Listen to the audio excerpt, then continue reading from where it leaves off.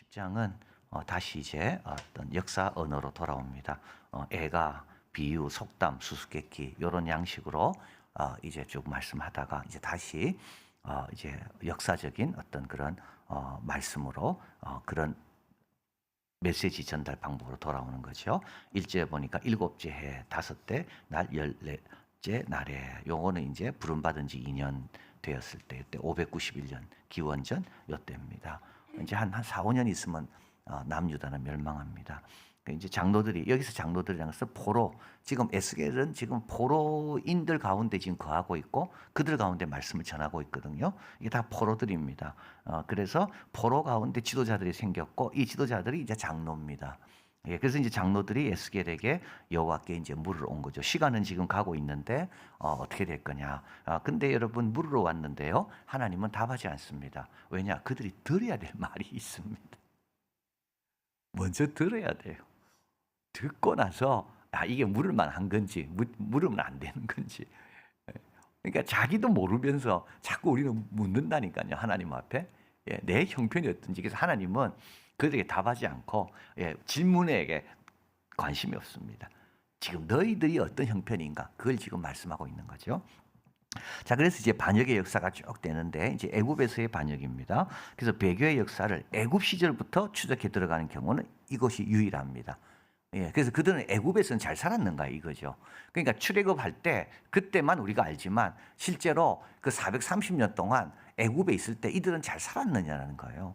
그래서 5절에 보니까 이르라 주 여호와께서 이같이 말씀하시는 옛날에 내가 이스라엘을 택하고 이스라엘을 택하고 야곱의 집에 후회를 향하여 내 손을 들어 맹세하고 그 다음에 이제 이들이 애굽 땅에 갔잖아요. 그래서 애굽 땅에서 주님은 그들에게 나타났습니다. 그리고 또 똑같은 맹세를 했습니다. 나는 여호와 너희 하나님이다. 똑같은 맹세를 하시고 똑같은 이름을 알려주셨어요. 계시. 예, 이름이라는 것은 그분의 성품을 말하는 거죠. 예, 그 아무에게나 알려주지 않습니다. 아무에게나 모릅니다. 예, 이스라엘 백성 택한 자들, 아브라함의 후손이기 때문에 하나님께서 그들에게 알려주신 겁니다. 자, 8절. 근데 그들이 내게 반역합니다. 내 말을 즐겨 듣지 않습니다. 그들의 눈이 끄는 대로 가증한 것을 각기 버리지 않습니다. 버리기를 싫어합니다. 애굽의 우상들을 떠나지 않습니다.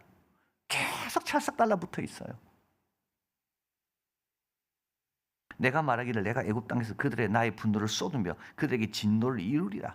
그래서 하나님은 출애굽 별로 하고 싶지 않아요. 그냥 애굽 땅에서 이들을 멸했으면 좋겠어요.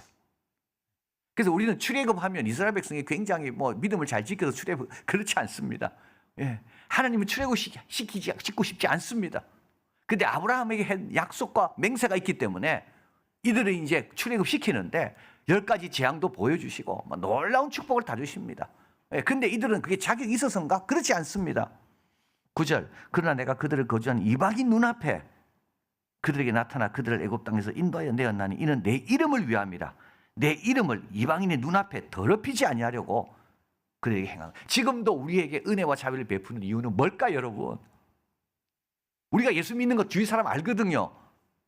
그래서 하나님께서 그 주위 사람들에게 뭐라도 좀 덕이 되라고 우리를 지켜주시는 거예요. 그걸 우리가 자꾸 잊어버리면 안 되는 거죠. 애굽 사람들이 의로워서 출애굽한 게 아닙니다. 하나님은 거기서 그냥 멸하려고 그랬습니다. 왜냐하면 이름도 알려주고 그 후손들에게 그 좋은 그 택함을 받은 그런 특권도 주셨는데 애굽의 우상들을 버리지 않는 거예요. 계속 그것만 쳐다보고 있는 거예요. 그리고 말씀에는 관심도 없어요.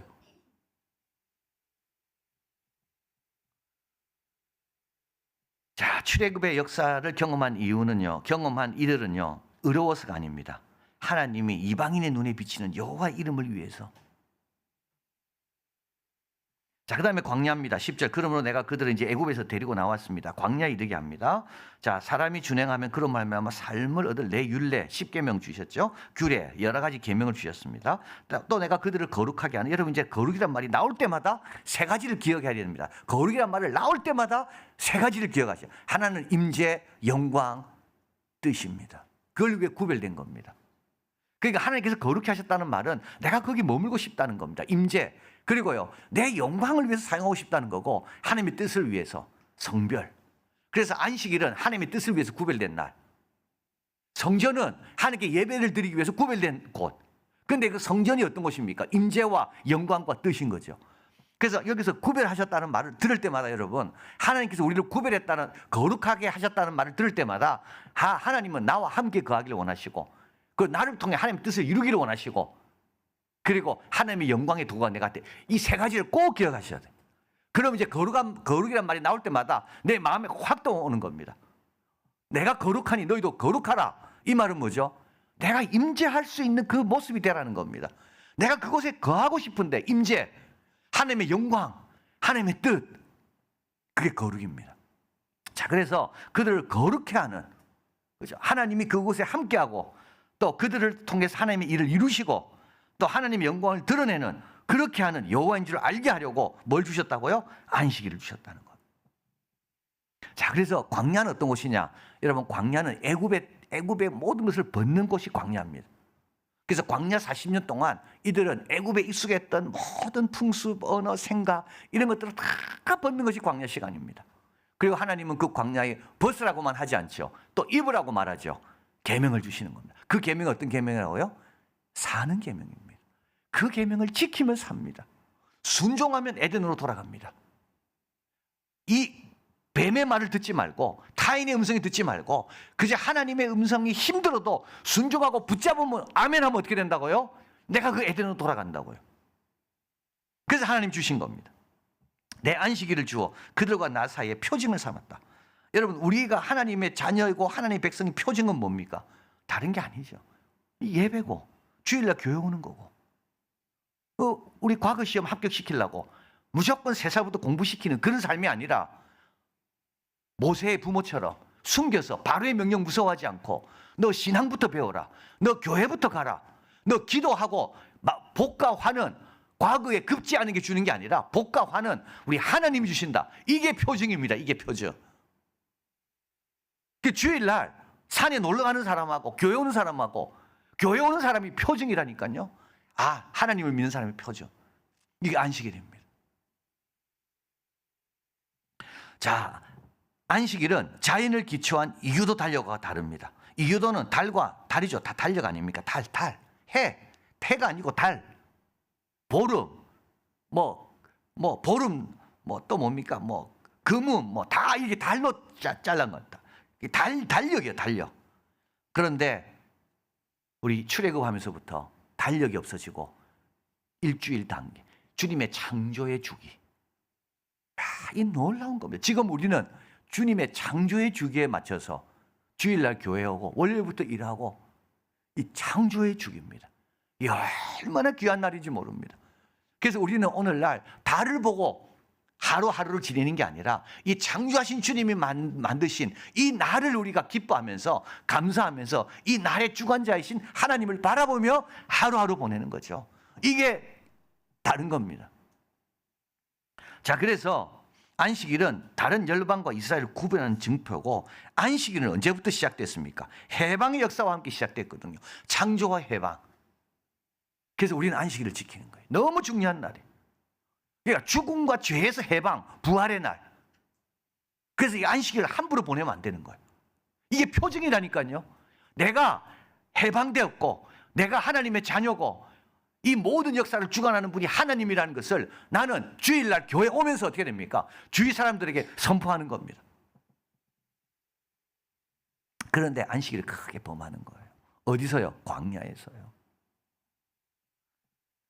자, 13절, 그러나 이스라엘 족속이 광야에서 내게 반역하여 사람이 준행하면 그로 말미암아 삶을 얻을 나의 율례를 준행하지 아니하고 나의 규례를 멸시하고 나의 안식일을 크게 더럽혔으므로 내가 이르기를 내 분노를 광야에서 그들에게 쏟아 멸하리라 하였으나, 17절, 그러나 내가 그들을 아껴서 광야에 멸하여 아주 없이 하지 아니하였노라.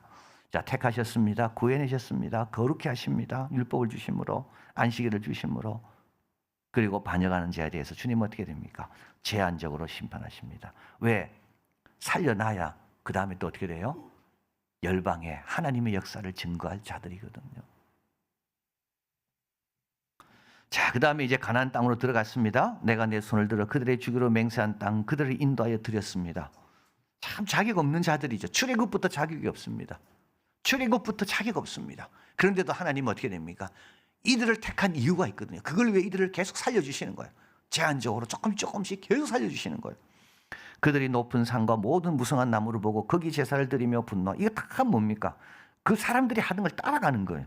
이게 지금 모방이 문제라니까요. 여러분, 모방이 문제라니까요. 우리를 보고 모방하도록 해야 되는데 이게 빛과 소금인데 우리가 세상을 보면서 모방한다니까요. 이 탐낸다는 게 뭡니까? 이게 모방입니다. 여러분, 탐내는 거는요, 자기 걸 탐내는 사람 없습니다. 남의 거 탐내거든요. 근데 모방은 뭔지 아십니까? 모방은 동일시입니다. 나는 그들과 다르다 하면 모방하지가 않는다니까요. 우리 선교사님이 선교지에 가서 거기 사업 잘하고 막 땅 투기하고 이런 사람 모방합니까? 그렇지 않습니다. 왜냐하면 나는 이곳에 와 있는 내 정체성이 다르거든요. 동일시를 안 한다고요. 근데 우리는 동일시를 하는 순간부터 어떻게 됩니까? 모방하게 됩니다. 그 모방은 뭘 모방합니까? 욕망을 모방합니다. 조심해야 되는 거예요. 그래서 이스라엘 백성들이 가나안 땅 갔어요. 그 40년 동안 그 놀라운 기적을 체험하고 갔는데 뭘 모방하고 있습니까? 가나안 땅에서 섬기고 우상을 섬기는 그 사람들을 다 모방하고 있는 거예요. 자, 그래서 이스라엘이 멸했습니다. 자, 31절입니다. 그 다음에 에스겔 시대입니다. 너희가 또 너희 아들을 화제로 삼아 불 가운데로 지나가게. 여러분, 이거 화제로 삼아 불 가운데 지나 이방 모방하는 거죠. 근데 결국 이스라엘 백성은 출애굽할 때 장남들이 다 살았습니다. 그런데 그렇게 살려 놓았는데 어떻게 다 죽이는 거예요. 그렇게 살려 놓았는데 하나님께서 이스라엘 백성은 한 명도 죽지 않도록, 애굽의 장자들은 다 죽었거든요. 그래서 살려 놓았는데 가나안 땅에 와서 어떻게 한다고요? 그 아이들을 바친다니까요. 그러니까 하나님께서 우리에게 건강을 주셔가지고 다 살려놨는데 건강 가지고 뭐 한다고요? 건강 가지고 놀러 다닌다니까요. 오히려 더 나빠졌어.